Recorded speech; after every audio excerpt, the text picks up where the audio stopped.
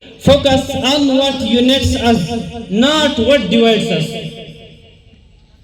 Number three, and gather on one God, one prophet, one book, and one Qibla.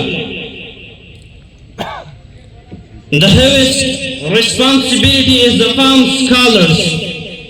They must spread the message of understanding, tolerance, and unity, not fuel the fire of hatred, slander, and sectarianism. To the youth of Sikh, you are the future of this ummah.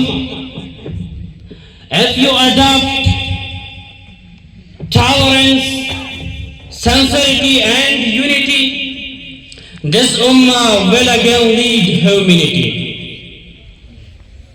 Otherwise, the darkness will increase. In conclusion, Allah unites our hearts and unites our rules. The Muslim Ummah cannot succeed until it acts upon this verse. وَاعْتَصِمُوا بِحَبْلِ اللَّهِ جَمِيعًا وَلَا تَفَرَّقُوا.